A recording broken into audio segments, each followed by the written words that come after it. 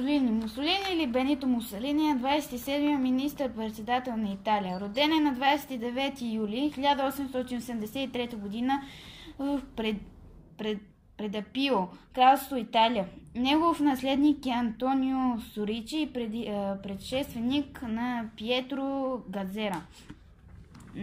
Негова съпруга е Ракеле Мусолини. Той е участвал в 4 войни и е починал 28 април 1945 г. и е погребен в Предапио.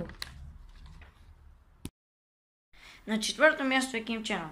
Ким Чен Ун е роден на 8 януари 1983 г. в Пхенян, Северна Корея. Ким Чен Ун има брат на име Ким Джо Джу и полубрат Ким Чен Нам. Неговата съпруга е Лин Соу Чжу и Соу Джу. Ким Чен Ун е ръководител на Северна Корея и генерален секретар на Корейската работническа партия. Ким Чен Ун е най-малкият син на Ким Чен Ир от третата му съпруга балерината Кон Йон Хи. На 8 януари 2009 г.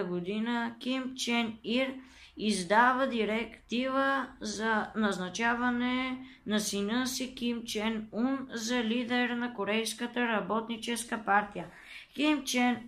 Ким Чен Ир определя Ким Чен Ун за свой наследник. На трето място е Сталин, или по-скоро Йосиф Сталин, е наследник на Николай Булганин и негов предшественик е Семьон Тимошенко. Сталин е роден на 6 декември 1878 г.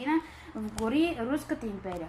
Бил е ръководител на съвета на министрите на СССР и е бил генерален секретар на КПСС. Той се жени първо за Екатерина Сванидзе, а след смъртта й се жени за Надежда Алилуева. Умряла е, защото е получил няколко инсулта в Москва.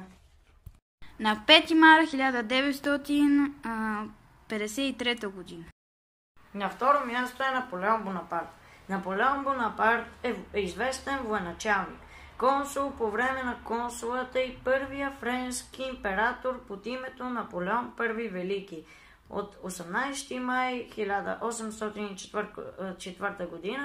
до 6 април 1814 г.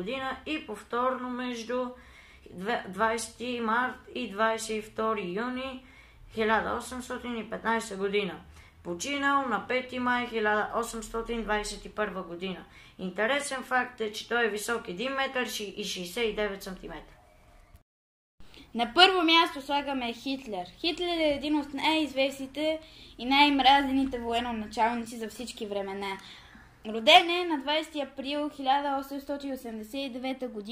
в Браунау ин Австро-Унгария и е умрял на 30 април 1945 г.